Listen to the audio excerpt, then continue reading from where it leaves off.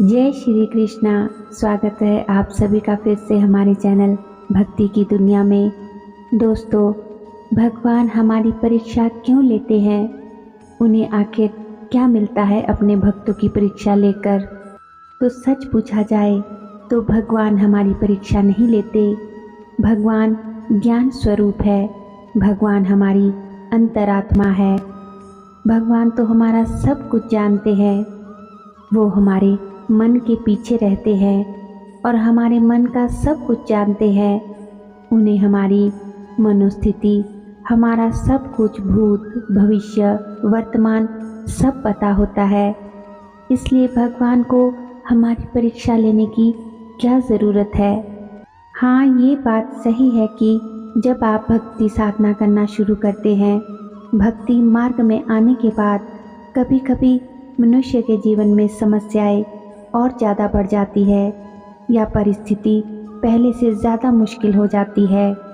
और धीरे धीरे जब आपकी भक्ति परिपक्व होनी शुरू होती है, उस समय भगवान आपकी परीक्षा ज़रूर लेते हैं। ईश्वर कई तरह से हमारे विश्वास को परखते हैं, हमारी भक्ति को, श्रद्धा को जांचते हैं। और इन परीक्षाओं में अक्सर ऐसी चुनौतियां शामिल होती है जो हमें आध्यात्मिक रूप से आगे बढ़ने और आगे विकसित होने में सहायता करती है। आज के इस वीडियो में हम इसी विषय पर बात करेंगे कि आखिर भगवान हमारी परीक्षा लेते क्यों हैं और कब तक लेते हैं। लेकिन उससे पहले, अगर आज आप हमारे चैनल पर पहली बार विजिट कर रहे हैं तो हमारे चैनल को सब्सक्राइब ज़रूर कर लें और बेल आइकन को प्रेस करके ऑल पर भी क्लिक कर लीजिए, ताकि जब भी हम कोई वीडियो अपलोड करें तो उसकी नोटिफिकेशन सबसे पहले आप तक पहुंचे। वीडियो को अंत तक ज़रूर देखिएगा और वीडियो पसंद आए तो वीडियो को लाइक और चैनल को शेयर ज़रूर करें। भगवान परीक्षा उसी की लेते हैं जो उन पर अटूट विश्वास करता है, जो भक्ति मार्ग पर चलना शुरू करता है, जो पूरे मन से, श्रद्धा से, प्रेम से उनकी भक्ति साधना करता है और जो उनका अनन्य भक्त होता है। भगवान अक्सर हमें कठिन परिस्थितियों से गुजरने देते हैं और ये कठिन परिस्थितियां हमारे विश्वास को चुनौती देती है। भगवान यही चाहते हैं कि उनके जो भक्त हैं वो सदैव धर्म के, सच्चाई के, विश्वास के मार्ग पर चलते रहे। इसीलिए तो समय समय पर वह अपने भक्तों की परीक्षा लेते हैं। भगवान परीक्षा इसीलिए लेते हैं कि अगर आपने भगवान की भक्ति की है, आप भगवान के अपने इष्ट के अनन्य भक्ति चाहते हैं, तो एक बात सदैव याद रखना कि भगवान भक्त को अपने अनन्य भक्ति देने से पहले आपकी परीक्षा लेंगे ही, क्योंकि वो पात्र देखते हैं कि इस लायक है भी या नहीं कि मैं इसे अपनी अनन्य भक्ति दे सकूं। क्योंकि भगवान क्या है कि वो मनुष्य को सब कुछ दे सकते हैं। हर तरह के भौतिक सुख भगवान चुटकी बजाते ही दे सकते हैं। लेकिन जब भक्ति की बात आती है तो भक्ति एक ऐसी अमूल्य है जो वो ऐसे ही किसी को भी नहीं दे सकते। जैसे कि जब आप कोई जॉब पाना चाहते हो तो उसके लिए भी तो आपको बहुत सारी परीक्षाएं देनी पड़ती है, कई तरह के टेस्ट देने पड़ते हैं, एग्ज़ाम देने पड़ते हैं, इंटरव्यू देना पड़ता है। वो आपको देखते हैं कि चेक करते हैं कि क्या आप उस जॉब के लिए एलिजिबल कैंडिडेट हो भी या नहीं, आपको वो जॉब देनी भी चाहिए या नहीं। इसी प्रकार आपकी परीक्षाएं ली जाती है। तो भगवान भी भक्त की परीक्षा कई प्रकार से लेते हैं। पहले कम कठिनाई वाली, फिर और कठिन, और फिर सबसे ज़्यादा कठिन परीक्षा भगवान लेते हैं। देखते हैं कि क्या ये इस लायक है कि ये जो चीज़ मुझसे मांग रहा है, मेरी भक्ति जो मुझसे मांग रहा है, जो शक्ति मांग रहा है, अगर मैं इसे दे भी दूँ तो क्या वो इसका दुरुपयोग तो नहीं करेगा। इसीलिए परीक्षा लेते हैं। हर इंसान को कर्मों के हिसाब से ही सब कुछ मिलता है। जो जैसा बोएगा वैसा ही भोगेगा। अब अगला प्रश्न है कि परीक्षा भगवान लेते कब तक है, तो यहाँ भी दो प्रकार की बातें आती है। एक तो भगवान परीक्षा तब तक लेते हैं जब तक कि भक्त पूरी तरह से हथियार ना डाल दे, पूरी तरह से हार ना मान ले कि हाँ भगवान कुछ नहीं होते, मेरे बस का अब कुछ नहीं है, मैं थक गया हूँ। उन पे विश्वास करके, उनकी पूजा भक्ति करके, जब तक कि भक्त पूरी तरह से टूट ना जाए। और दूसरी बात यहाँ आती है कि भगवान तब तक परीक्षा लेते हैं जब तक कि वह भगवान पर पूर्ण विश्वास ना कर ले कि भगवान जो भी जैसे भी परिस्थिति में, दुख में, कष्ट में आपने रखा है, जब तक कि भक्त ये ना कह दे कि मुझे आप पर पूरा भरोसा है कि आप सब कुछ ठीक करेंगे, सब कुछ अच्छा हो जाएगा, आप ही मेरे पालनहार हो, सब कुछ जो भी जैसे भी है आप ही मेरी नैया पार लगाएंगे। अब दुख है, सुख है, जो भी हो जाए, मेरी मृत्यु ही क्यों ना हो जाए, इस जीवन का अंत ही क्यों ना हो जाए, फिर भी मैं आपकी पूजा भक्ति नहीं छोड़ूंगा। मुझे आप पर पूरा विश्वास है, मैं आपका हाथ पकड़े रखूंगा, कभी आपका हाथ नहीं छोड़ूंगा। हमारे शास्त्रों में कितने ही उदाहरण मिलते हैं, ध्रुव का, भक्त प्रहलाद का, मीराबाई का, तुलसीदास जी का और धन्ना भक्त का। ना जाने कितने ही भक्त हुए हैं जिन्होंने हर परीक्षा को पार किया, पर प्रभु का नाम करना नहीं छोड़ा, प्रभु का साथ नहीं छोड़ा।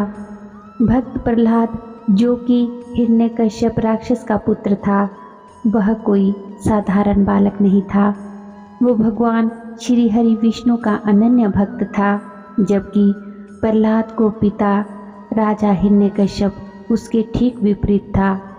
राजा को यह वरदान प्राप्त हुआ था कि कोई उसे मार नहीं सकता, ना मनुष्य, ना कोई पशु, ना जानवर, ना अंदर ना बाहर, और ना ही दिन में ना रात में, ना जमीन पर, ना पानी में, और ना ही हवा में वह मारा जा सकता था।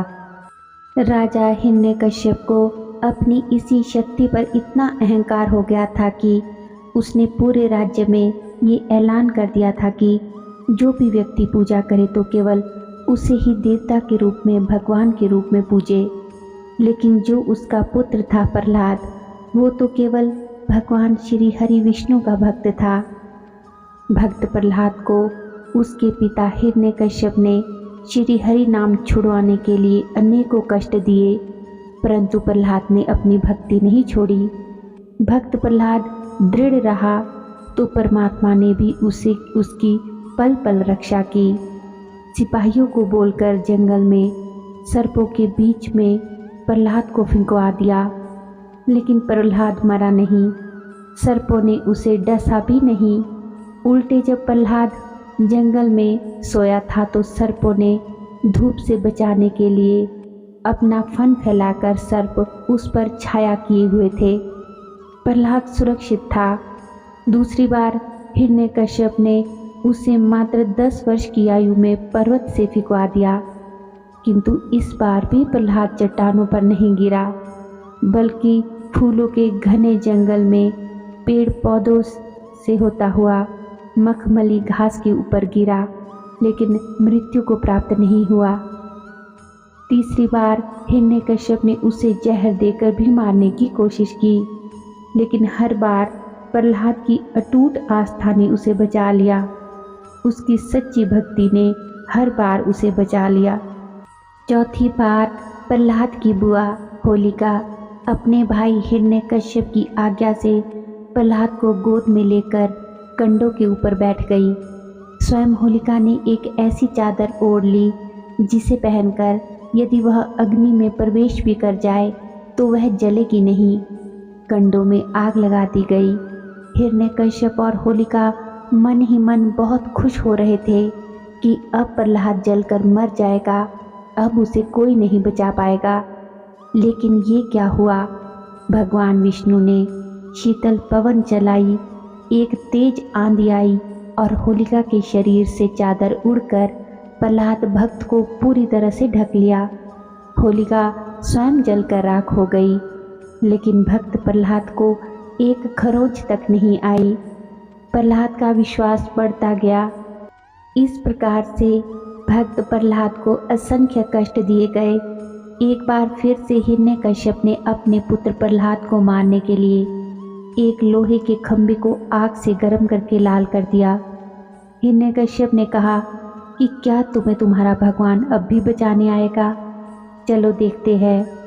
प्रहलाद, इस खंभे को दोनों हाथों से पकड़कर गले लगाओ, देखो तुम्हारा भगवान तुम्हारी रक्षा कैसे करता है।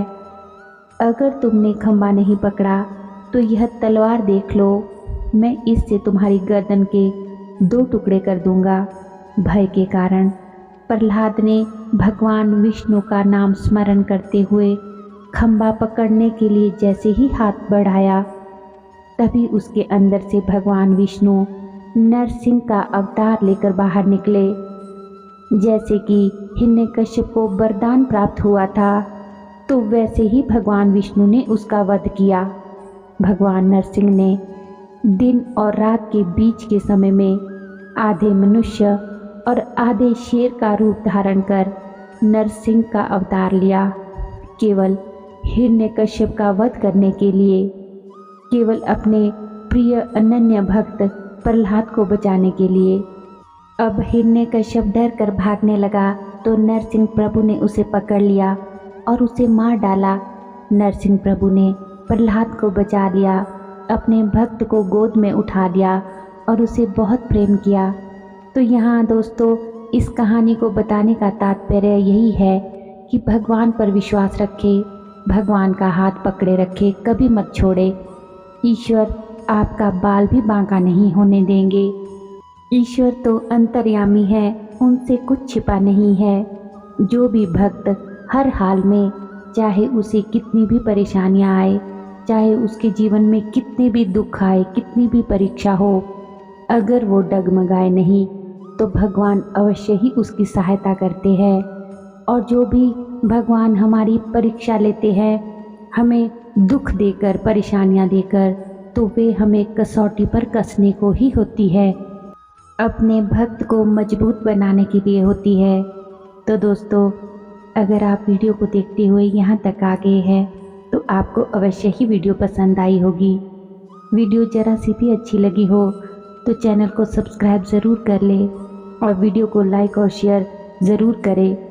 आपके कमेंट हमें बहुत मोटिवेट करते हैं कि हम आपके लिए अच्छी से अच्छी वीडियो बनाएं, इसलिए कमेंट बॉक्स में कमेंट ज़रूर करिएगा।